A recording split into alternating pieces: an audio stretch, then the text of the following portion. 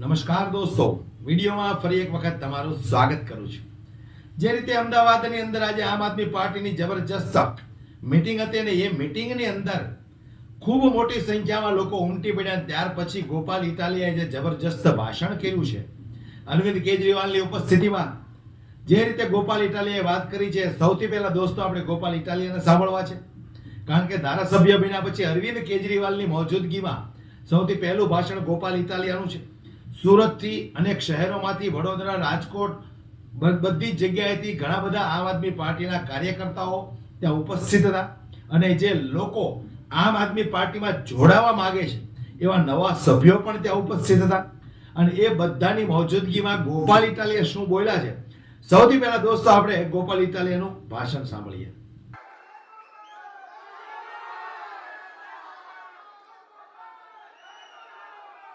આજે આપણે બધાએ પહેલા તો એકવાર આપણામાં જેટલી મજા આવી હોય ને એટલી તાકાતથી જયઘોષ કરવાનો છે। ભારત માતા કી જય જવાન। આજે આ સુંદર મજાના કાર્યક્રમમાં ઉપસ્થિત આપણા સૌના માર્ગદર્શક, આપણને હંમેશા પ્રેરણા અને પ્રોત્સાહન પૂરું પાડતા આમ આદમી પાર્ટીના રાષ્ટ્રીય સંયોજક માનનીય અરવિંદ કેજરીવાલ સાહેબ, માનનીય ગોપાલ રાય સાહેબ, માનનીય ઈશુદાનભાઈ ગઢવી, માનનીય મનોજભાઈ, માનનીય ચૈતરભાઈ, માનનીય હેમંતભાઈ અને મંચ ઉપર બેઠેલા આપણા સૌ આગેવાનો, મંચની સામે બેઠેલા આમ આદમી પાર્ટીના સૌ ક્રાંતિકારી યોદ્ધાઓ, સેનાપતિઓ, બધાને ગોપાલ ઇટાલિયાના પ્રણામ, રામ રામ, ખૂબ ખૂબ આભાર। દોસ્તો, આજે ખૂબ જ ઐતિહાસિક દિવસ છે। આ હોલની અંદર અગાઉ પણ આપણે એક વખત એકઠા થયા હતા અને ત્યારે આપણે ગુજરાતને લઈને એક સપનું જોયું હતું। માનનીય અરવિંદ કેજરીવાલજી બેઠા હતા, હું હતો, આપણામાંથી ઘણા લોકો આ જ હોલમાં બેઠા હતા 2022ની ચૂંટણીની પહેલા, અને તે દિવસે આપણે એક સંકલ્પ લીધો હતો, એક સપનું જોયું કે આપણે ગુજરાતની અંદર બદલાવ લાવીશું, ગુજરાતમાં પરિવર્તન લાવવા માટે આપણે કોશિશ કરીશું। અને એ સપનું જોઈને, એ સંકલ્પ લઈને આપણે અહીંયાથી ગુજરાતના ખૂણે ખૂણે સુધી કાર્યકર્તાઓ પહોંચ્યા, મહેનત કરી, સંઘર્ષ કર્યો, યોગદાન આપ્યું બધાએ, અને આપણે ગર્વ સાથે કહી શકીએ કે 2022ની વિધાનસભાની ચૂંટણીમાં આપણા બધાની મહેનતથી 5 ધારાસભ્યો ચૂંટાયા, 13% જેટલા મત મળ્યા અને ગુજરાતમાં ત્રીજી પાર્ટીનો પાયો નાખવાનું કામ આપણે બધાએ ભેગા મળીને કર્યું। દોસ્તો, આ ગુજરાતની ધરતી ઉપર ભાજપ અને કોંગ્રેસે ભેગા મળીને મેણું મારેલું હતું કે અહીંયા ત્રીજી પાર્ટી નથી હાલતી, અહીંયા ત્રીજી પાર્ટી નથી હાલતી, એવું વર્ષો સુધી મેણું માર્યું। પણ ગુજરાતના છેવાડાનો નાનો માણસ બેઠો થયો, ગુજરાતની જનતા બેઠી થઈ, આમ આદમી બેઠો થયો, નાના માણસે મોટો સંકલ્પ લીધો કે જે આટલા વર્ષો સુધી નથી થયું એ હું કરી બતાવીશ, અને સંકલ્પનું સારું પરિણામ આવ્યું, એ બદલ તમને સૌને મારી શુભેચ્છાઓ છે દોસ્તો। અને નાના માણસના સંકલ્પના બળને ઓછું ન આંકવું જોઈએ, કેમ કે નાનો માણસ આ દેશમાં જે ધારે એ થાય છે। વિસાવદર, ભેસાણ અને જૂનાગઢ ગ્રામ્યના ખેડૂતો, ખેત મજૂરો, વેપારીઓ, રત્ન કલાકારો, મહિલાઓ, યુવાનો બધાએ આ ચૂંટણીમાં સંકલ્પ કર્યો હતો કે સત્તાને જેવડી તાકાત લગાવી હોય એવડી તાકાત લગાવી દે, અમે તો અમારા ગોપાલને આ વખતે એક તક આપવાના છીએ। અને પરિણામ તમારી નજર સામે છે કે આખા ગુજરાતની સરકાર, ધારાસભ્યો, સાંસદ સભ્યો, મંત્રીઓ, ચેરમેનો, પોલીસ, ગુંડા, બુટલેગરો, ગુજરાત આખાની તાકાત વિસાવદર વિધાનસભામાં ભાજપે લગાવી। પણ વિસાવદરની બળુકી મહેનતુ અને સિંહની હારે રહેલી જનતાએ એક અદ્ભુત ન્યાય નિર્ણય કર્યો છે અને આખા ગુજરાતને એક સંદેશ આપવાનું કામ કર્યું છે। દોસ્તો, વિસાવદરથી આપણને એક સંદેશ મળ્યો છે કે જો આપણે બધાય આવી રીતે એક ટીમ બનીને મહેનત કરીશું, લક્ષ્ય સાથે રાખીને મહેનત કરીશું, તો જેવું પરિણામ વિસાવદરમાં આવ્યું એવું જ પરિણામ આખા ગુજરાતમાં આપવા માટે જનતા આપણને રાહ જોઈ રહી છે। જનતા આપણને ઈચ્છે છે, જનતા આપણને પ્રેમ કરે છે, જનતા આપણી રાહ જોઈ રહી છે. હવે આપણી જવાબદારી છે કે આપણે ઘર ઘર સુધી પહોંચીએ, વ્યક્તિ વ્યક્તિ સુધી પહોંચીએ, એક એક માણસ સુધી આપણે આમ આદમી પાર્ટીનો વિચાર અને અરવિંદ કેજરીવાલજીના કાર્યોને પહોંચાડીએ. દોસ્તો, આ ગુજરાતે છેલ્લા 30 વર્ષથી ભાજપ જેવી ભ્રષ્ટ અને દુષ્ટ પાર્ટીનો જુલમ સહન કરવાનું કામ કર્યું છે.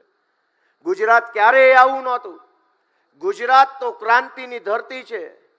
આ ગુજરાતની ધરતી ઉપરથી ગાંધી બાપુ જેવા એક સામાન્ય માણસે હુંકાર ભર્યો કે દેશમાંથી હું અંગ્રેજોને હટાવીશ.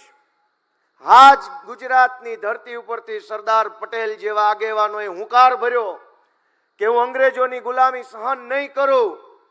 પણ દોસ્તો, આપણે આપણા આત્માને પૂછવું પડશે કે જે ગુજરાતની ધરતી ઉપર ગાંધી અને સરદાર હુંકાર ભરે અને અંગ્રેજોને ભગાવે, એ ગુજરાતની ધરતીનો આજનો યુવાન શું આ ભાજપને નહીં ભગાડી શકે? આ ભાજપની તાનાશાહી નહીં હટાવી શકે? શું ગુજરાતનો યુવાન ગાંધીના રસ્તે નથી? દોસ્તો, ગુજરાતના યુવાનોને હું વિનંતી કરું છું કે જાગો, તમારા આત્માને જગાડો, તમારી અંદર બેઠેલો ક્રાંતિકારી યુવાન જગાડો, સંઘર્ષનો રસ્તો પસંદ કરો અને સાથ આપો. આપણે બધા ભેગા મળી અને આ ગુજરાતને ભાજપની ચુંગાલમાંથી છોડાવવાનું કામ કરવાનું છે. મિત્રો, અનેક બાબતો છે જે કહી શકાય.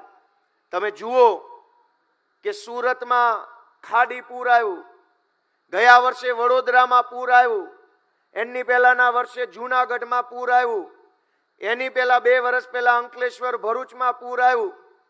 એક તરફ ભાજપના ભ્રષ્ટાચારના કારણે શહેરોમાં પૂર આવે છે અને બીજી બાજુ ગામડામાં ખેડૂતના ખેતરે આજે 40 વર્ષથી પાણી નથી પહોંચ્યું.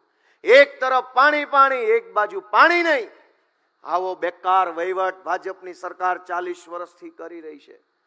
મિત્રો, આ ગુજરાત છે જે ગુજરાતમાં દીકરાના દાન દઈ દે એવા મહાપુરુષો થઈ ગયા છે. વીર દેવાય તાપા બોદર જેવા મહાપુરુષો થયા જેણે દીકરાના દાન દઈ દીધા. અને એક બાજુ દીકરાના દાન દઈ દેવા મહાપુરુષો આ ધરતી પર પેદા થયા અને બીજી બાજુ આપણા દીકરાઓ સરકારી પરીક્ષાની ભરતીમાં પેપર આપવા જાય, પેપર લીક થઈ જાય ને આપણા દીકરા શાળાના દરવાજેથી રોતા આંસુડે પાછા આવે. આ કેવું ગુજરાત ભાજપે બનાવ્યું છે એ વિચારવાનું ગુજરાતની જનતાએ છે. દોસ્તો, આપણા આત્માને પ્રશ્ન પૂછો કે આપણા દીકરા દીકરીઓ માટે આ ગુજરાતમાં રોજગારની વ્યવસ્થા કેમ નથી? પેપરો કેમ ફૂટી જાય છે? કેમ આ ગુજરાતના નાના માણસને સરકારી તંત્ર ડરાવે દબાવે છે? મિત્રો, આપણે આગેવાની લેવાની છે. આ હોલમાં બેઠેલા આમ આદમી પાર્ટીના સૌ કાર્યકર્તાઓએ આગેવાની લેવાની છે. આપણે સૌએ નેતૃત્વ કરવાનું છે. ગુજરાત જે બદલાવ ઝંખે છે, વર્ષોથી ગુજરાત જે બદલાવની રાહ જોઈ રહ્યું છે, એ બદલાવ લાવવા માટે આપણે અહીંયાથી સંકલ્પ લઈને આ હોલની બહાર નીકળવાનું છે. દોસ્તો, આપણા ઉપર બહુ મોટી જવાબદારી છે. ગુજરાતે આપણને બહુ મોટી જવાબદારી વિસાવદરથી સોંપી છે કે કોંગ્રેસ વાળાનું કાંઈ કામ નથી, હવે તો આ હાવણા વાળા જ હરખું કરશે, એવી જવાબદારી આપણને ગુજરાતની જનતાએ સોંપી છે. મિત્રો, વિસાવદરની ચૂંટણીમાં 2 ભેગા થઈ ગયા.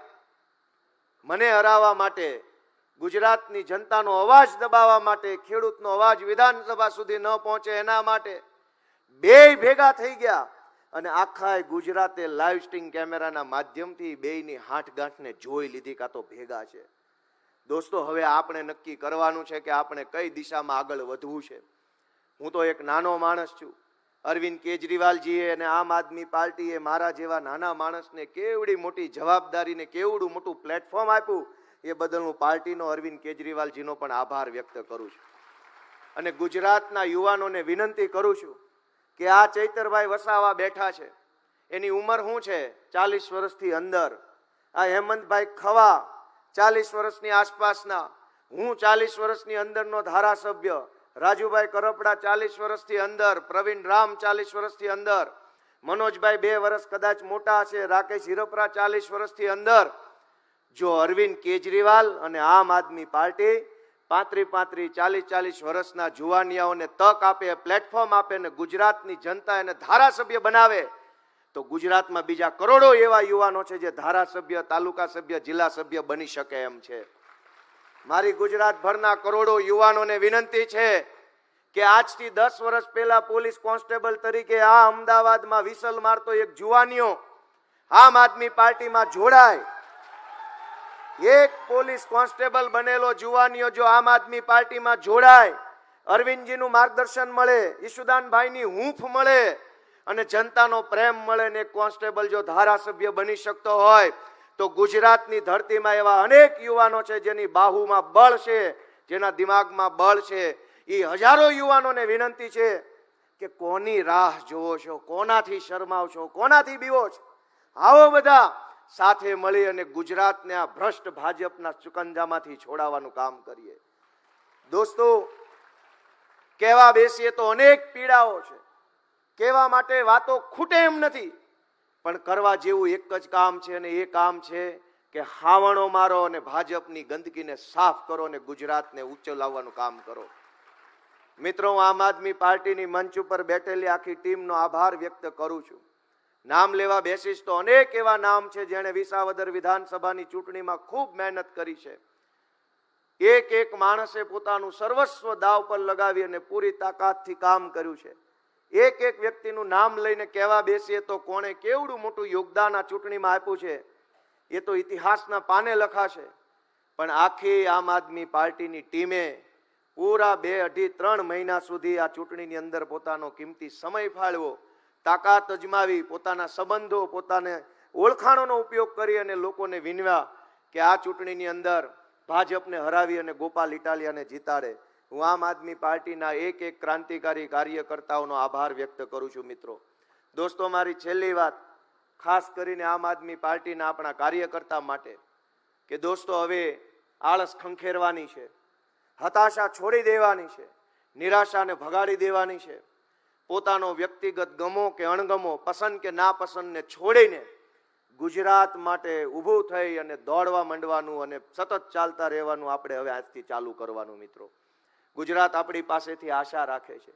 આપણે કંઈક આપણી પોતાની નાની નાની વાતને લઈને, નાના નાના મતભેદને લઈને અટકી ન જઈએ, આપણી ઉર્જા વેડફાઈ ન જાય, એ જોવાની જવાબદારી આપણા બધાની છે.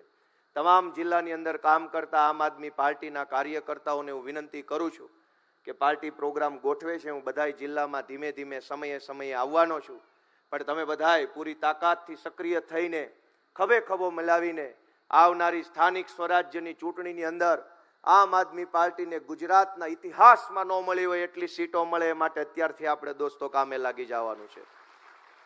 મિત્રો, આપણે બધાએ ગુજરાતમાં એવું કામ કરી બતાવ્યું છે જે કામ ગુજરાતના ઇતિહાસમાં નથી થયું.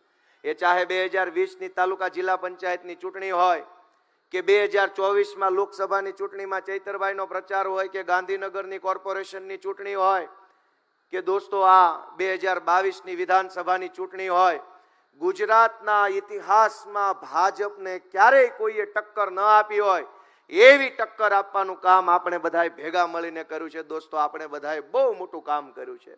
આપણે બધાએ ભેગા મળી અને આવનારા દિવસોમાં ગુજરાતને ભાજપના ભ્રષ્ટ અને દુષ્ટ શાસનથી છોડાવવા માટે ખભે ખભો મિલાવીને કામ કરીએ એવી સૌને પ્રાર્થનાઓ સાથે ફરી એક વખત હું આપણા માનનીય પ્રદેશ અધ્યક્ષ ઈશુદાનભાઈનો વિશેષ આભાર માનવા માંગીશ. કારણ કે 2022ની વિધાનસભાની ચૂંટણી પછી ઘણો નિરાશાનો માહોલ હતો, ઘણી હતાશાઓ હતી, ઘણી બધી સમસ્યાઓ આવી, કેમ કે પાર્ટીની અપેક્ષા સરકાર બનાવવાની હતી અને પરિણામ કંઈક અલગ આવ્યું. એના કારણે જે હતાશા આવી, નિરાશા આવી, સમાજમાંથી મેણા ટોણા આવ્યા, લોકોએ ઠેકડી ઉડાવી, મજાક કરી, ટીવીમાં આપણું આવતું બંધ થઈ ગયું, છાપામાં છપાતું બંધ થઈ ગયું, કાર્યકર્તાઓને હિંમત હારી ગયા. એવા સમયે અડીખમ ઊભા રહી અને જેણે પાર્ટીને આગળ લઈ આવવાનું કામ કર્યું એવા માનનીય ઈશુદાનભાઈના આપણે વિશેષ આભારી છીએ. સારો સમય આવે ત્યારે તો બધાય મહાન, ત્યારે તો બધાય નેતા, બધાય ચાણક્ય, પણ નબળા સમયની અંદર ટકી જાય અને ટકાવી રાખે ને એ જ અસલી ચાણક્ય કહેવાય. એટલે ઈશુદાનભાઈનો આપણે વિશેષ આભાર વ્યક્ત કરીએ છીએ. આજે આપ સૌ દૂર દૂરથી પધાર્યા, આજે આપણને જે કાંઈ માર્ગદર્શન મળે એ માટે માનની કેજરીવાલ સાહેબ આપણી વચ્ચે આવ્યા છે, બધાનો હું ખૂબ ખૂબ હૃદયપૂર્વક આભાર માનું છું. ભારત માતા કી જય. તો આ વિડીયોમાં તમને મજા આવી હોય, ખરેખર એવું લાગ્યું હોય કે ગોપાલ ઇટાલીએ જે વાત કરી છે એ 100% સત્ય વાત કરી છે, તો વિડીયોને વધુમાં વધુ શેર કરો. અને આવો દોસ્તો, તમે પણ આમ આદમી પાર્ટીના આટલા મોટા પરિવાર સાથે જોડાઓ અને આ ભ્રષ્ટાચાર કરતી ભારતીય જનતા પાર્ટીની સરકારને આ વખતે આપણે એક વખત મજબૂતાઈથી લડી અને કરારો જવાબ દેવો છે 2027ની અંદર. જો તમે ઈચ્છતા હોય કે એક સારી શિક્ષિત સરકાર બને, તો મોટી સંખ્યામાં લોકો આમ આદમી પાર્ટીમાં જોડાઓ અને ભારતીય જનતા પાર્ટીને, ભ્રષ્ટાચારી પાર્ટીને મુંહતોડ જવાબ દેવા માટે સક્ષમ બનો, મજબૂત બનો. જય હિન્દ.